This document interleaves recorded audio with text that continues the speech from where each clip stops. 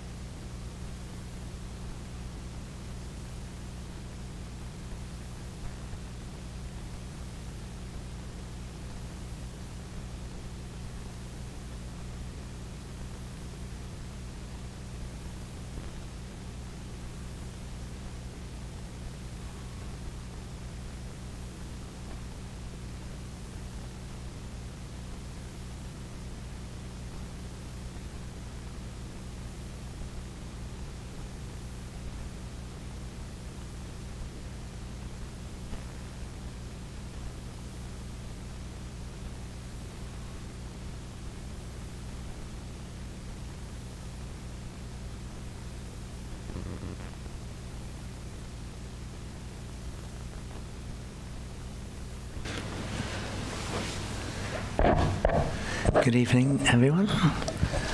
Welcome. So tonight we're going to talk about special wisdom known as emptiness. Wisdom realizing emptiness, and this is if we get this right, then it's a solution to all our problems, and our problems just simply disappear into empty space. So, would you like that? Because they never existed in the first place. It's not one minute there are problems and then there's no problems. They're not there in the first place. They're not there. They're only in here. In here. So we begin with liberating prayer, then we'll do meditation.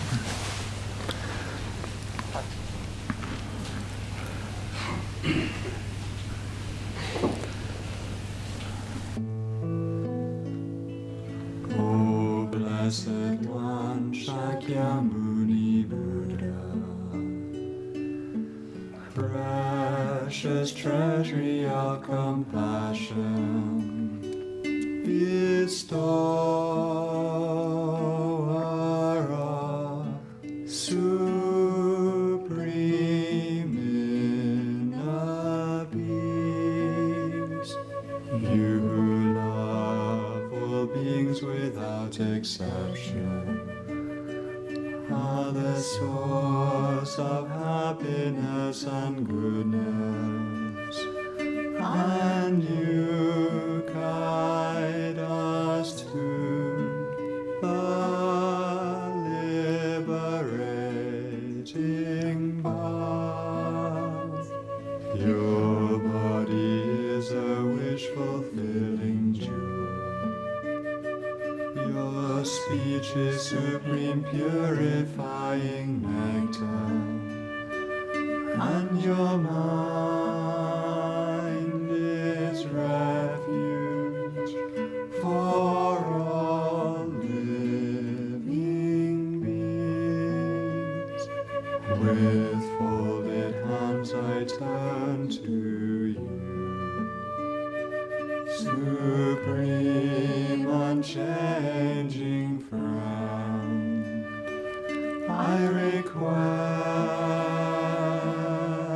from the depths of my heart, please give me the light of your wisdom to dispel the darkness of my mind and to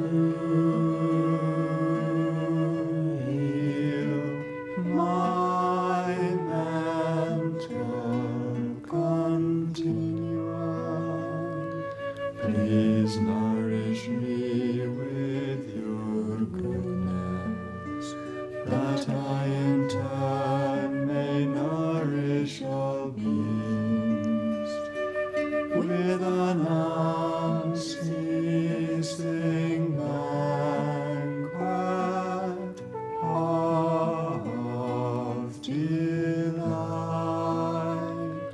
Through your compassionate intention, your blessings and virtuous deeds, and my strong wish to rely upon you,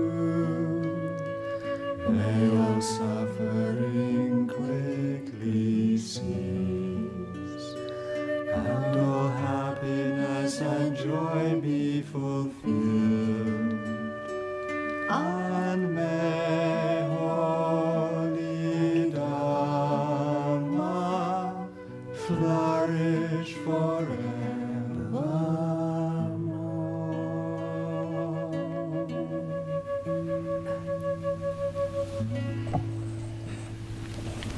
And so we can meditate. So sitting in good meditation posture, try to have a straight back. You can place the back of your right hand in the palm of your left. Raise the thumbs so the tips of your thumbs touch gently together. And relax your hands into your lap. You gently close your eyes, close your mouth.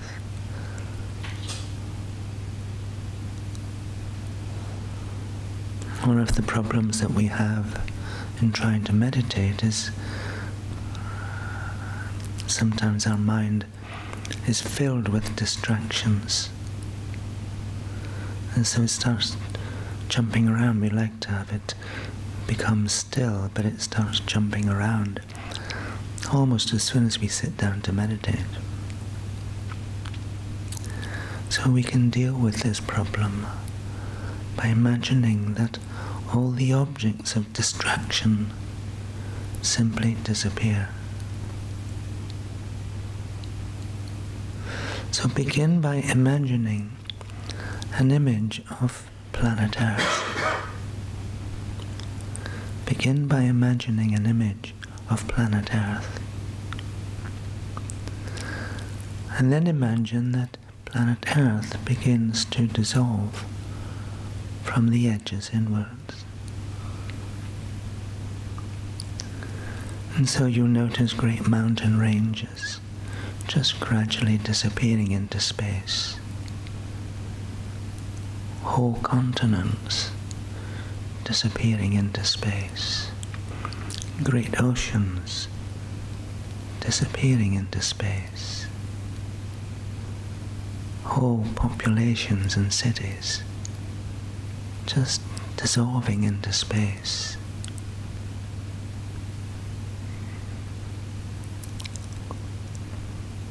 And this keeps happening until eventually all that remains is this city.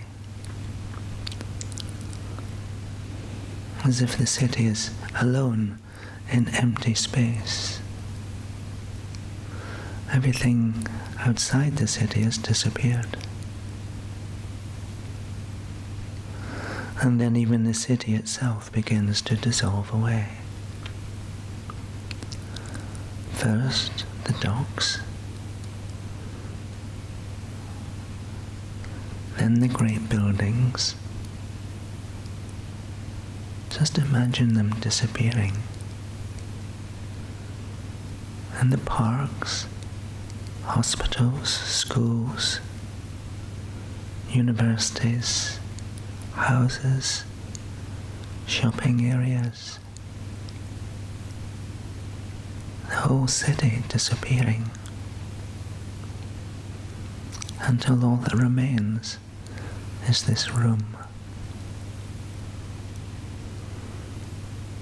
Imagine the room suspended alone in empty space.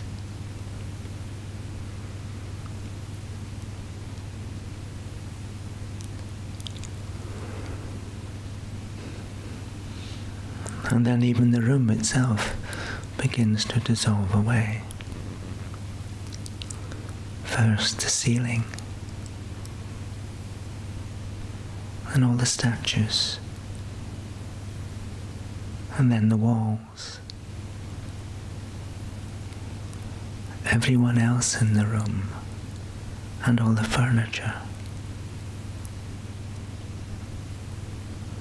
And then finally, even the floor and the chair on which you're sitting. So all that remains is you,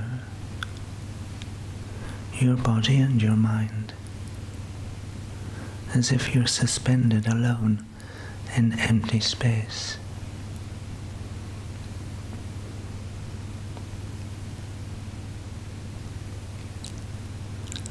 So now bring your mind just to watch the rhythm of your breathing.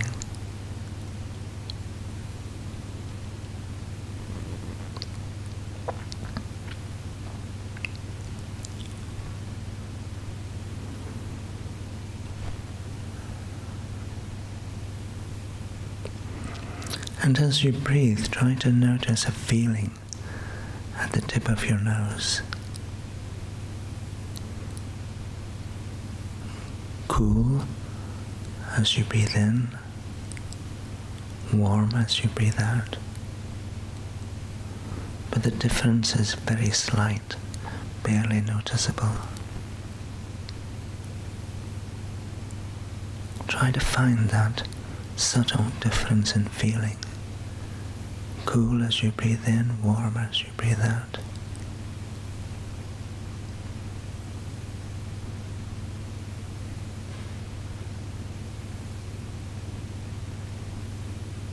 And when you find it, just allow your whole mind to relax into that feeling.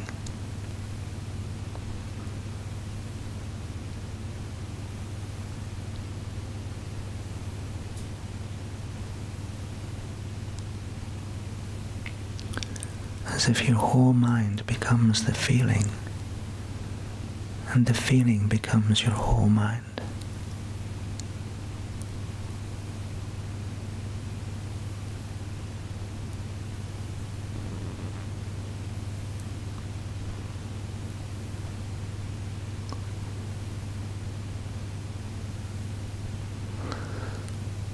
Just allow your whole mind to dwell on this feeling.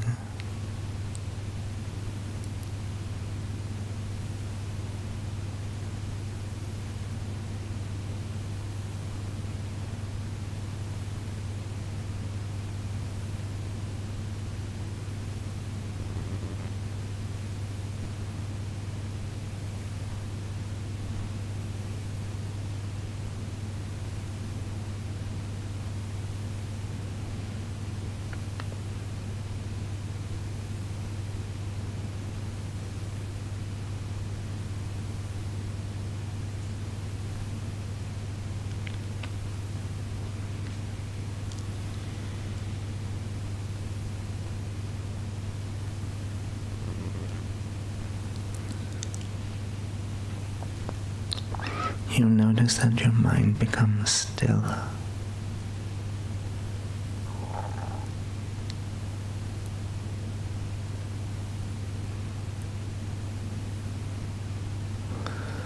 And from the stillness of your own mind, just naturally comes a deep feeling of happiness and peace and contentment.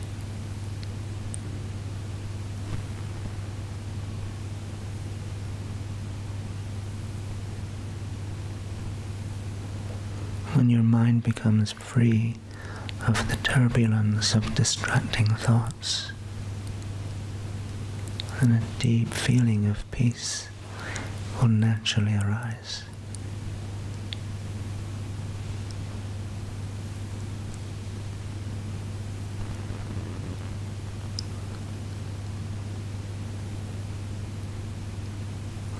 So now turn your mind to any feelings of peace and contentment in your mind.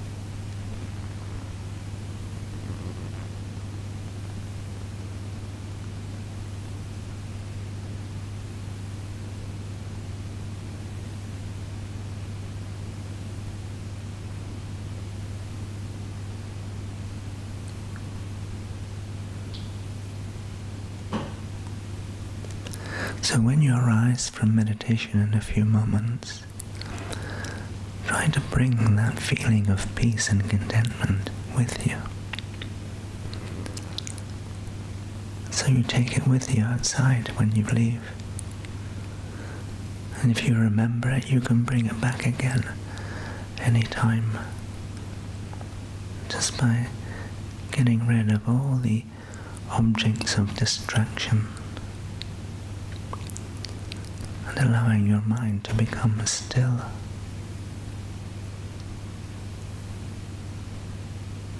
So now you can begin to relax your concentration, and when you're ready you can arise from meditation.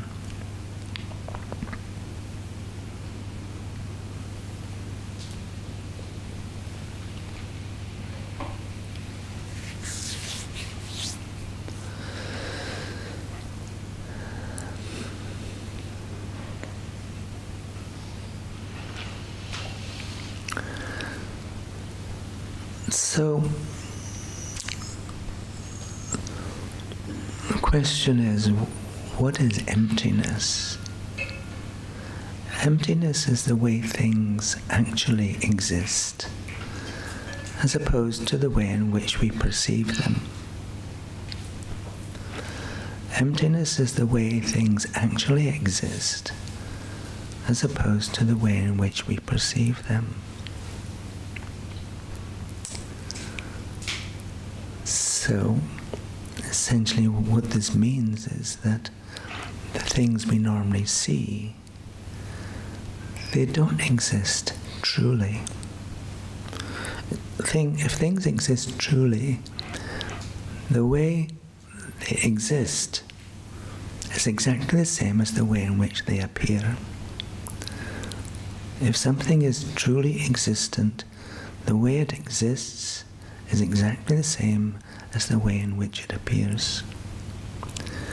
So, the things that appear to our mind, we perceive them as separate from our mind, don't we? You can nod, yes, it's okay. So, you think, well, if you're thinking, I'm over here and you're over there and there's a gap between us, yeah? So you think that things and everything else, the whole room, exists separately from your mind. Yeah? Yes? Yes. Take my word for it. That's how we normally see things. Yeah? And so all the qualities that we perceive are coming from the side of the object. So we talk about objective reality. This is subject, everything else is object. So we talk about objective reality, and our job is to get to know all the objects so we can influence them, control them, so we can find the peace and happiness that we long for. Yeah? So we like to arrange all the good things that we like and get rid of all the bad things that we like. Yeah? Okay. Because that's how things exist. Things out there, that's how they are. But that's completely wrong. It's complete falsity. And if we come to understand the wisdom realizing emptiness, then we begin to realize things that we normally see and perceive do not actually exist. Because we're perceiving things as existing out there, separate from mind. But if you think about it, because we only know things with our mind, if we're experiencing something in any moment, throughout our whole day, throughout our life, if we're experiencing something, it must be inside our mind and not outside our mind. If it's outside, we can't know it. It's not appearing to us. If something's not appearing to us, we can't know it, we can't experience it. Yeah? Yes. I know it's completely the opposite way of what we normally think and realize things. There's another thing that we need to be able to understand, and that is karma. So emptiness explains how things exist as mere appearances, but karma explains what appears in our life, what appearances we have. So the two work together, actually. So in our past lives, we've engaged in many actions. Some of them have been beneficial, bringing happiness to other people. Some of them have been non-virtuous, causing problems and difficulties for other people. Most of our actions have been neutral, neither positive nor negative. But every time we engage in an action, we plant a potential in our deepest level of mind. And it's this deepest level of mind that's carried with us from life to life. Okay? It's important. One of the features of Buddhism is that we have had past lives and we will have future lives after this one. When this body dies, our mind just leaves this body and goes into its next life. And it's been doing that since beginningless time. But every time our mind left one of its previous bodies and came into its next one, eventually comes into this lifetime, it brings with us the potentialities created by our actions. Some of these potentialities have already ripened as sufferings and difficulties in this life. Have you had any suffering and problems in this lifetime? If you ask yourself, where do they come from? What's the main cause of all these difficulties? The main cause is the potentialities that we created by our own past actions. So you can blame your previous self for all the sufferings that you have in this lifetime. It's kind of important that we come to realize this. So what we can say then is everything and everyone that's appearing in our life today, everything that we know and understand and treasure and so on, is appearing to us because we have created the causes for it to appear. So that explains what appears in our life. Okay? Yes? Everything that appears to you in any moment, whether it's good, bad, or indifferent, it's appearing because of the karma you yourself have created. So at the moment, you've created the karma to be in this space, in this moment in time. How did that happen? How did you get here? Don't say by car. It's a whole string of previous actions that you took that bring you to this point in space and time. Yeah. So you created a cause, fortunately or unfortunately, for me to appear in front of you. So the question then is, how do things appear? Karma explains what appears. Now, wisdom realizing emptiness explains what appears, or how it appears. So let me just read a little bit from here. This is called Modern Buddhism, and it's Venerable Geshe-la's commentary on virtually all of Buddha's teachings. It's easier to understand than some of the other texts.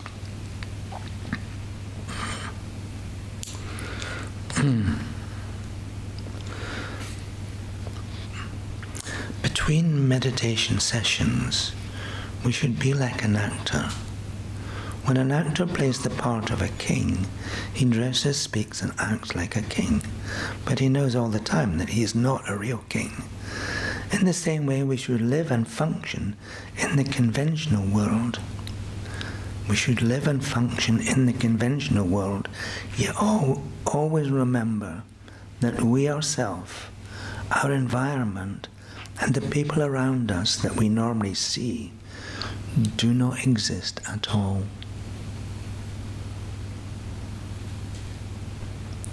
If we think like this, we shall be able to live in the conventional world without grasping at it. We shall treat it lightly and have the flexibility of mind to respond to every situation in a constructive way. Knowing that whatever appears to our mind is mere appearance. I'll say that again. Knowing that whatever appears to our mind is mere appearance. When attractive objects appear, we shall not grasp at them and develop attachment. And when unattractive objects appear, we shall not grasp at them and develop aversion or anger. So, this is your emptiness. What we are discovering here is that emptiness is not just a philosophical construct. It's reality. It's the truth of existence. The truth of how things exist. But this is how we have mistaken minds. Because we believe that everything exists from its own side, or from the side of the object. But what this is saying is that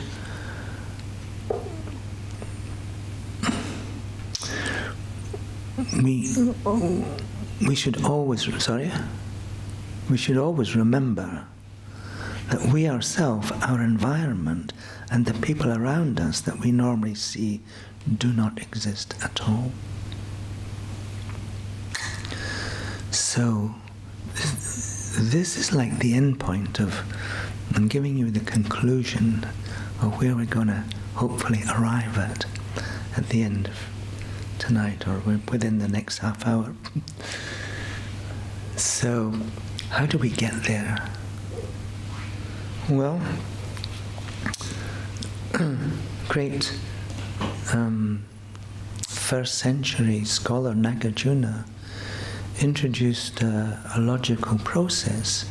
If something exists in the way in which we perceive it, and we search for it exhaustively, we should be able to find it, if it exists in the way in which we perceive it.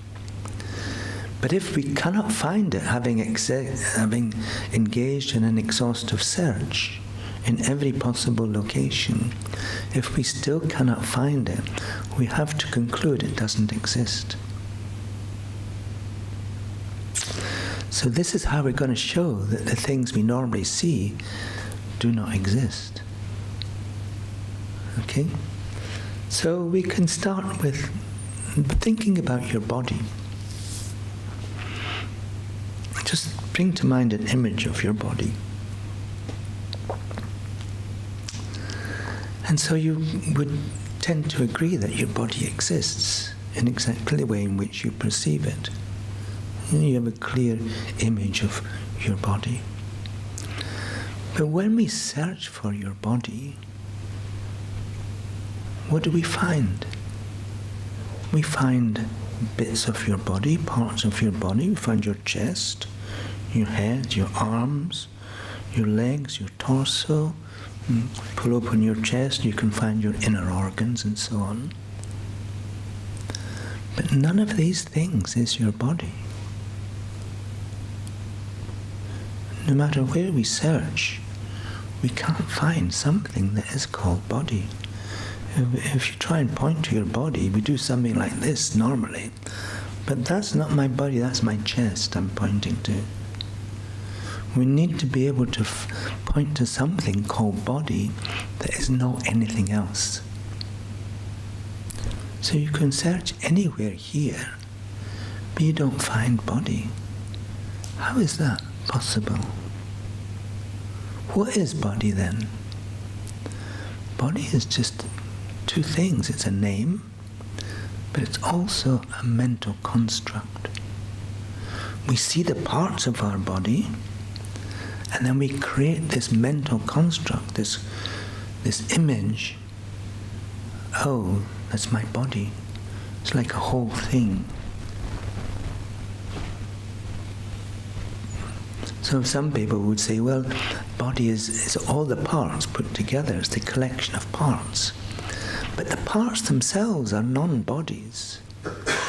So a collection of non-bodies can't suddenly become a body. If you had a pile of cats, they don't suddenly transform into a dog just because you put them all together. So we can't find body either as one of the parts or as the collection of parts, and you can't find a body that is separate from the parts. If your body could exist separately from its parts, you could take away all the parts of your body, just chop yourself up into pieces, and your body should still remain. And obviously that doesn't work, because if you take away all the parts, there is no body. So where's the body? What is the body that we normally see? It's just name, body, and mental construct. Because we've searched in every possible location, we've not found it, so we have to come to the conclusion that the body we normally see and think about and care for so much, scrub every day and anoint it with nice smelling stuff and oils and so on, does not exist. Doesn't exist. Apart from just the name and apart from the thought body, the mental construct body. So that mental construct is just an appearance, the appearance of body and name body. And that's all we have for your body. And the same applies to everything that you can think of. It applies to your whole self. When you try and find yourself, in the same way as we try and find a body, there's nothing to find. Self, and we can say, comprises a body and a mind. Well, the self is not your body, because we can say my body.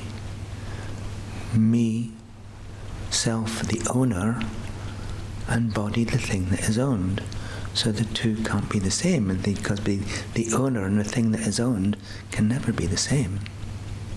So if you ever use the word my body, you're referring to a self that is the owner of your body, and it can't be your body. I mean, do the same for mind. We talk about my mind. I've changed my mind. I've made up my mind. Again, you're talking about a self, which is the owner of your mind. So what we are saying is your self is not your body, and it's not your mind. So maybe there is a self that somehow exists separately from body and mind. But again, if there was such a self, you could say, well, my body and mind are here, but my real self is on a beach somewhere, having a nice time. So, where is the self that we normally see? If it's not my body, it's not my mind, it's not separate from body and mind, where is it? What is it? Again, it's just name. My name's Tilopa, but what your name is. And the mental construct, the mere imputation, the word imputation, very important. The mere imputation called me. The imputation means we perceive the components, body and mind, or mind, either will do. We perceive the components of body or mind, and then we create the concept self. We create that concept self. And then our problem begins, because we grasp at that self as truly existent, really existing in exactly the way in which we perceive ourselves. But we've shown that there is no self. The self we normally see doesn't exist, other than a mere thought or a mere name. So we cannot say then that the self we normally see truly exists. Because if it truly existed, we would have found it when we searched. But when we couldn't find it, we led to the conclusion it doesn't exist. And this, it doesn't exist because it is unfindable. You can never find the self when you search for it, ever. And so this unfindability of the self is the emptiness of yourself. So it's as if we begin with a clear image of the self we normally see and perceive, and we end up with that clear image just dissolving into empty space. And that empty space is the emptiness of ourself. So this, as it says again, I'll read this again.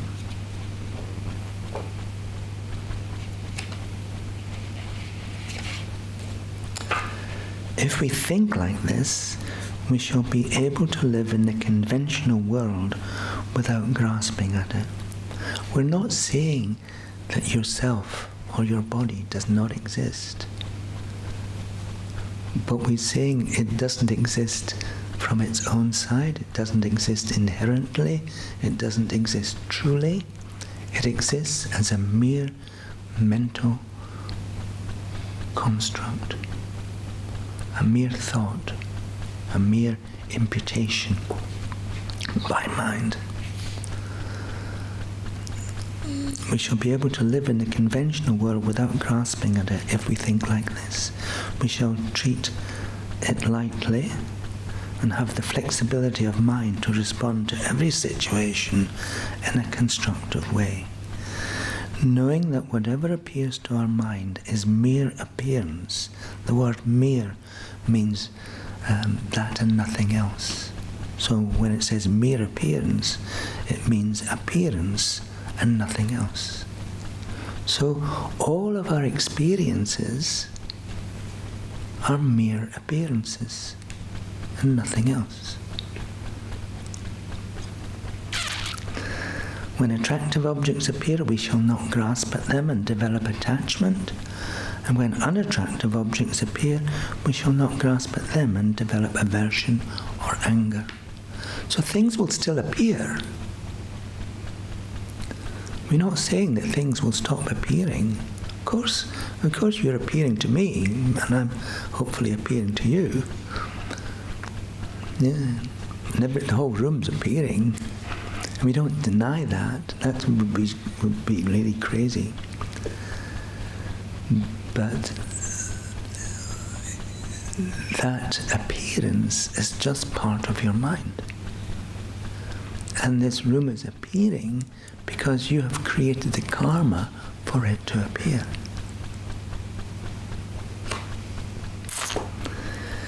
So, what this is saying is, what this paragraph is saying, is if we realize this emptiness of the self and everything else, then we live lightly. When attractive things appear, we don't develop attachment. When unattractive things appear, we don't develop anger or aversion. So if you really want to be free of these delusions of uncontrolled desires and minds of anger and hatred and jealousy, we need to realize this emptiness of ourself and all phenomena. And this is the final way that we can get rid of all these delusions permanently.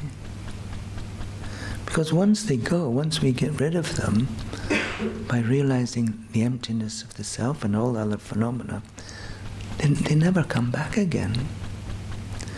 Of course we have temporary opponents, like if we have minds of patience and love that opposes our anger. We have minds of renunciation that oppose our uncontrolled desires. But it's this wisdom that finally cuts through all these dysfunctional ways of thinking. And all this cuts through all the delusions like anger and desire, uncontrolled desire, and jealousy and deluded pride and so on. So do you want to get rid of those delusions permanently? Yes? No? I mean, what would your life be like if you never got angry again? You'd be abiding in this state of peace all the time. And if you never developed attachment to anything or anyone, you'd always be at peace. And this is what's on offer from Buddha's teachings. You can abide always in a state of peace. And then from that mind of peace comes love and compassion and all the other wonderful qualities of mind. So you're not just living in isolation. Things and people are still appearing to you, but the only feeling in the mind and response that you have to people appearing to you is minds of love and compassion. And what's it like when we have minds of love and compassion? What do we experience? We experience happiness and joy and peace. So you will begin to understand, if we realize this wisdom realizing emptiness of self and everything else, then we can abide in a state of peace all the time. In other words, we become like my teacher, Geshe Kelsang Gyatso. We become like all the other great beings who have gone before.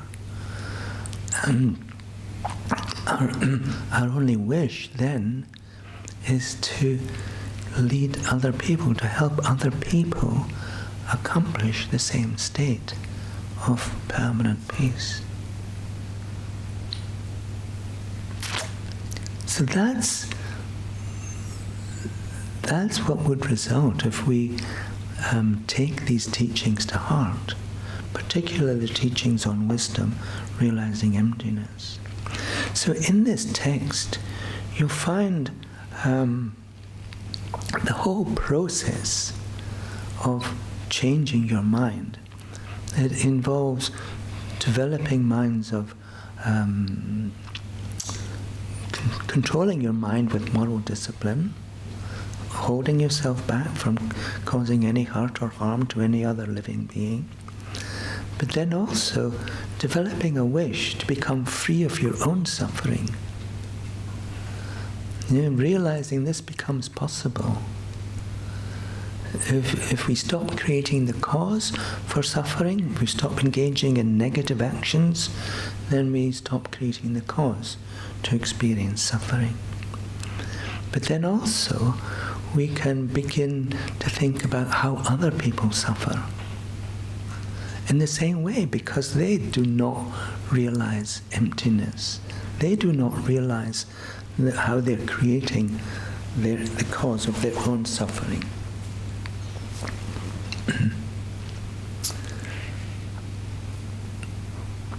And so, out of a mind of love, wishing others to be happy, gradually that mind of love grows and includes more and more people. And then, because we're placing the focus of our attention, because we care for other people, we want to examine how they are, and so we place our attention on them, and so we see their suffering, and then we want them to be free of their suffering, because we care so much about them. We understand that people cannot really be happy as long as they're experiencing problems and suffering. So we develop this mind of compassion. I want to take away their suffering. I'll do whatever it takes to free others from their suffering. And so we come to realize that we can't free other people from their suffering as long as our minds are not free of the causes of suffering either. As long as we still have attachment and anger in our minds, it's very hard to free other people from their suffering who have the same problems of anger and attachment. And so we come to realize that we ourselves have to become completely free. And so we just engage in this training, training in the mind, what's called bodhicitta, the wish to attain enlightenment, and engaging in what's called the 6 perfections. But perfection of giving, moral discipline, patience, effort, concentration, but particularly wisdom. This wisdom realizing emptiness. So the training in the first 5, giving, moral discipline, patience, effort, and concentration, is leading up to be able to have this wisdom realizing emptiness. And that's what finally cuts through the remainder of the delusions that we have in our mind. So eventually we will become free. Eventually we will become just like all those who have gone before. And our purpose, we're not doing it just for ourselves, because it'd be really cool to be one of these special beings. We're doing it so we can benefit other people. How many people can we benefit right now? As much as we like to, often we want to help, but often our process of helping is so much tinged with our own ideas that we don't really understand what other people need. I often talk about a classic example many, many years ago when I was trying to help someone, and I'd seen them several times. They would drive up in a car and they were in a wheelchair. They drive up outside this cafe, they'd open the door, pull out the wheelchair, get it together, and then get in the wheelchair, close the car door, go and have a coffee, come out again and reverse the process. And one day I was passing as they were about to get into their car, and I thought, I'll help them. So she was sitting in the car, and I picked up the wheelchair, going to put it inside the car, but it fell apart. And I was left holding the handles. And she just looked at me with great disdain and said, "Oh, just leave it." And so, without wisdom, understanding what, she didn't need any help. She'd done it hundreds of times. And yet, anyway, so it's kind of what we're like sometimes. We try to help, we just make things worse sometimes. It's only once we have this omniscient wisdom that comes from this realization of emptiness and comes from a mind of great compassion that we're really able to help anyone and everyone. So we can accomplish this. You know, this is what this book is saying. You can accomplish this. It's not going to happen overnight, and we have to put some effort into it to begin to develop this realization that the things we normally see do not exist.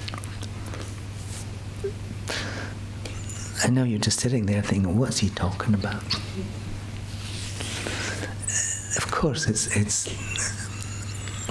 we're so habituated to thinking there is this objective reality. Think of it in this way. Imagine that everyone in this room is thinking about you, including yourself. Everyone in this room is thinking about you. Will they all have the same thought or image of who you are? Yes? No? Hands up if you say yes. Nobody puts their hand up. Hand up if you say no. Yeah. So why won't they? If you really exist in the way in which you think about yourself, why doesn't everyone else have the same image of you?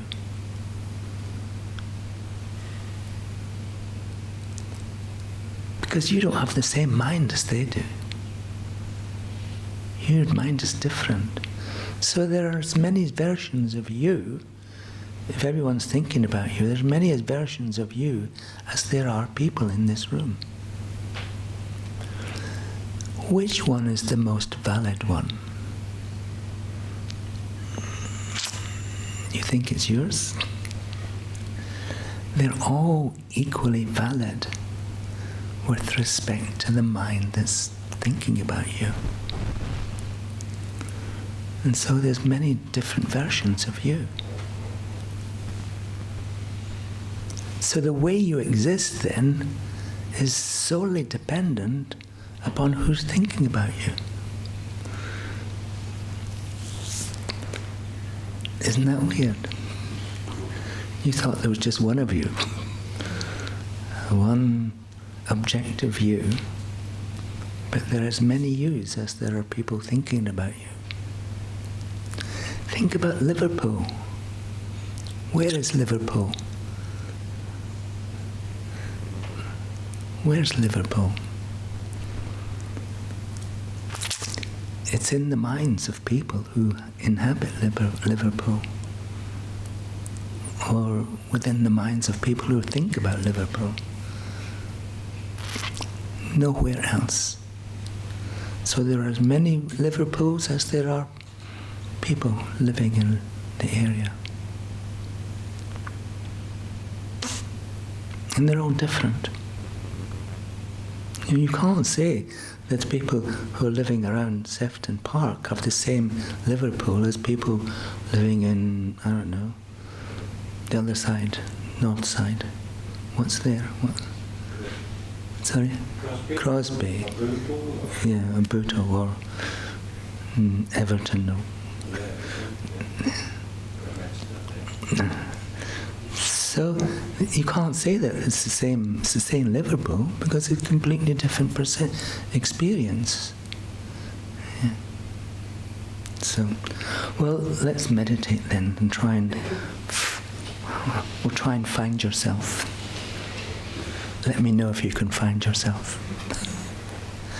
Oh, there's a great little story that I have before we do this. There's this young man, and he was in a relationship with a young woman.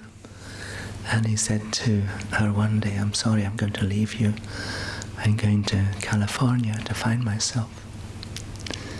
And she thought for a moment, then she said, "But what if you're not there when you get there?" Anyway, let's meditate.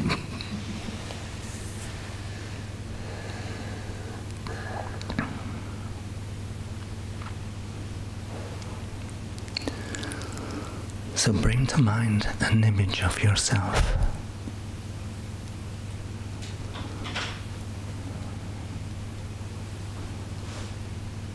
Try to have a very clear image of how you seem to exist. It's something to do with your physical being. It's also to do with your things that you enjoy, the relationships you have with other people, the relationships to place, something to do with also with your history.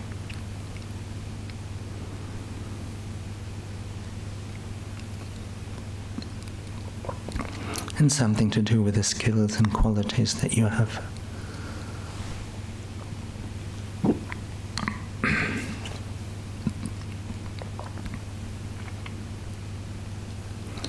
You notice how it seems to exist as just one thing, one entity. It seems to exist independently of everything else, including your mind.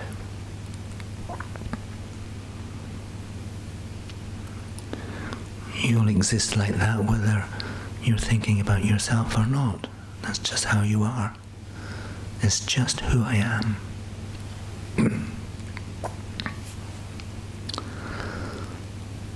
If you exist like that, we will be able to find you if you search in every location.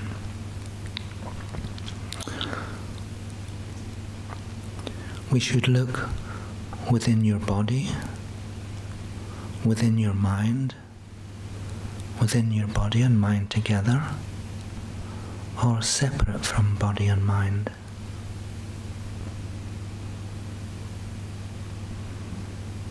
These are the only possible locations. So when we search for yourself within your body, it's very easy to see that there's no single part of your body that is yourself.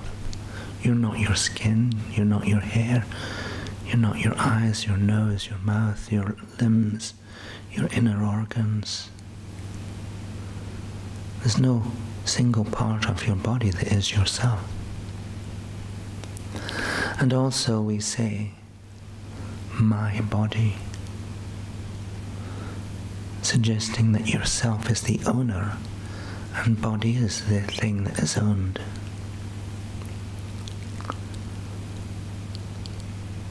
They cannot be the same.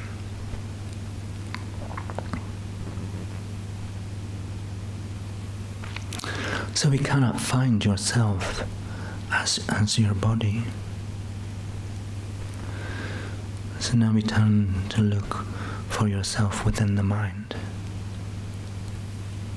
But we only have one self, but we have many different types of mind.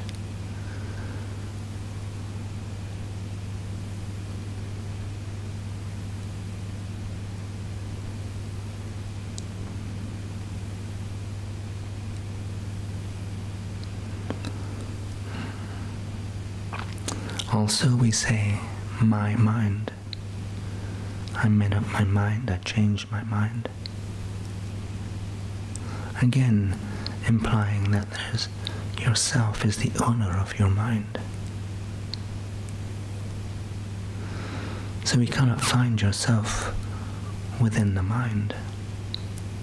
Some people say it's the collection of these two, body and mind together, that is yourself.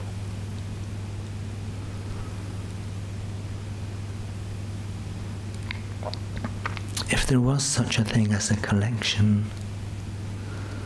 that really existed, if we were to take away body and mind, and collection is a thing, then the collection should remain. But if we take away body and mind, then there's nothing remaining.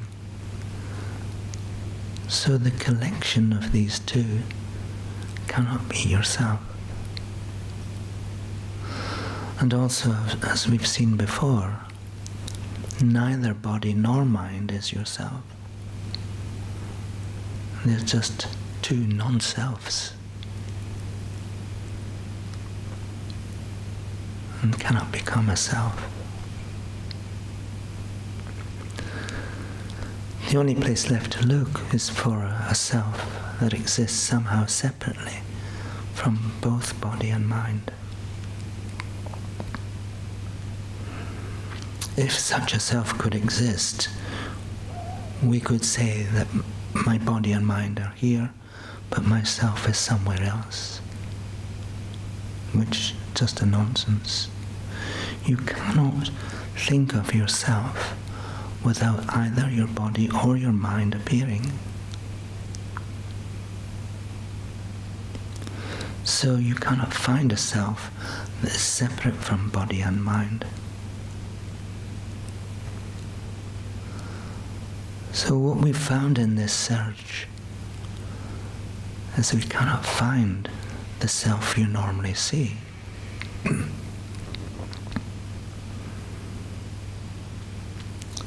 So if you turn, turn your mind back to the image of yourself at the beginning of this meditation, recall that image. And when we realize that that self is unfindable,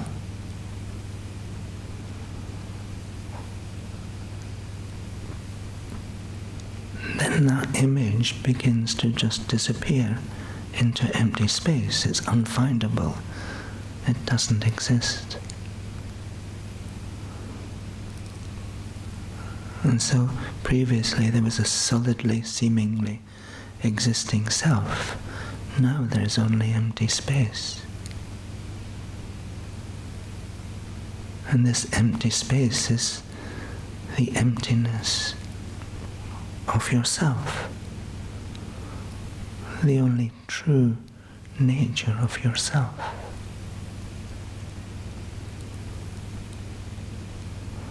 The lack of yourself's existing from its own side, or the lack of inherent existence of yourself. So place your mind on the empty space where previously there was a solidly existing self appearing. Now there's only the emptiness of you, the emptiness of yourself.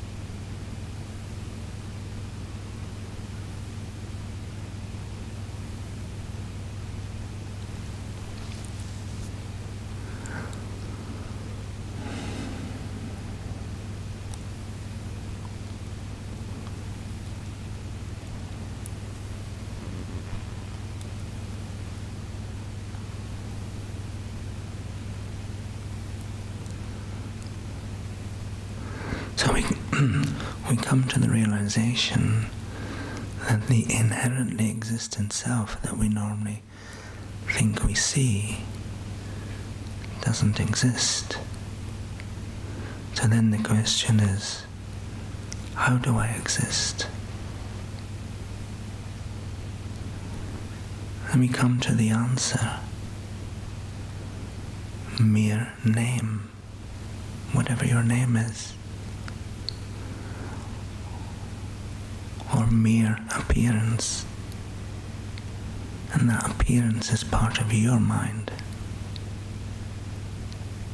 Mere name or mere appearance.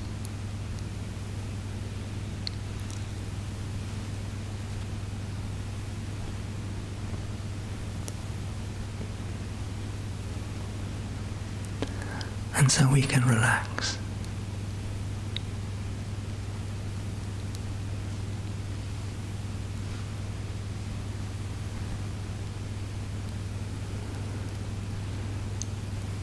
Often, when we're meditating on the emptiness of ourself, we feel very joyful, as if we're giving ourselves a blank slate. Or sometimes we can feel very fearful, as if we're dissolving into nothingness.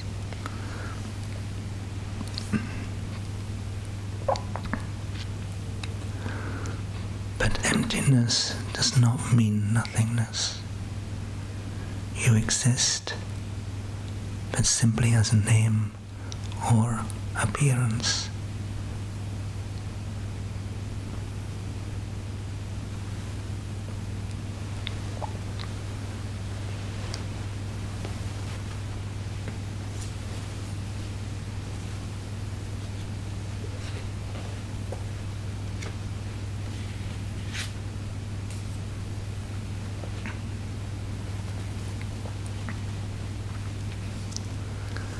So now you can begin to relax your concentration. When you're ready, you can arise from meditation.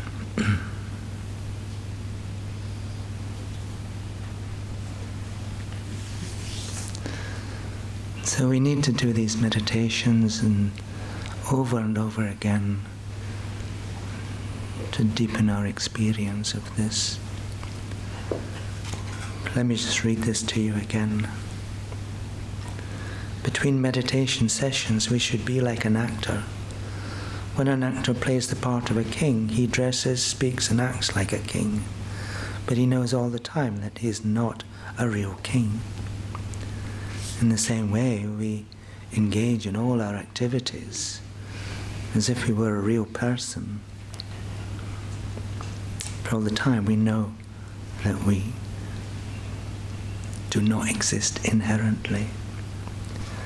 In the same way, we should live and function in the conventional world, yet always remember that we ourselves, our environment, and the people around us that we normally see do not exist at all. You exist, but not inherently. You exist only as appearances to whoever's thinking about you or whoever's experiencing you. Okay? Hopefully they're nice appearances, but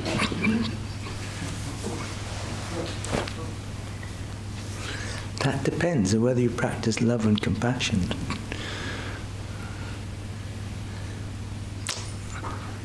Do you have any questions?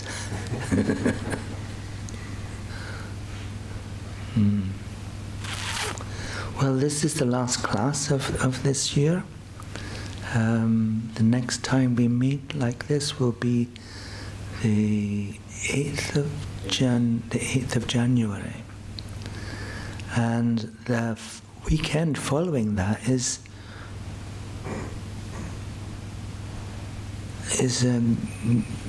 Gogden's Kelsang course on learning to meditate. And then we have 3 weekends of retreat, or like 2 weekends of retreat and 1 Saturday empowerment of Buddha Prajna Paramita, who's the female Buddha of wisdom realizing emptiness. So it's very appropriate that we finish on emptiness today.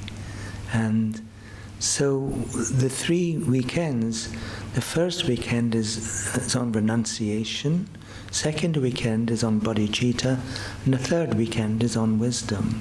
So this is the 3 principal aspects of the path to enlightenment of Tsongkhapa. The 3 principal aspects: renunciation, bodhicitta, and a correct view of emptiness. So if we get these 3, we've cracked it. Easy. Yeah. So, but obviously there's a lot of work that goes into developing these minds as well. That's all we have. We have April 16th, put this in your calendar, that we have a former General Spiritual Director of our tradition, Genla Kelsang Khenrab, who is the resident teacher in Tara Centre near Derby. And he is coming to St. George's Hall. And so there are tickets already available for that. Selling out fast. Yeah, so the first 100 are sold at reduced price. So if you want a real bargain, it's on Freedom from Anxiety. That's the title. Freedom from Anxiety. So you better be there. Thank you so much. Thank you.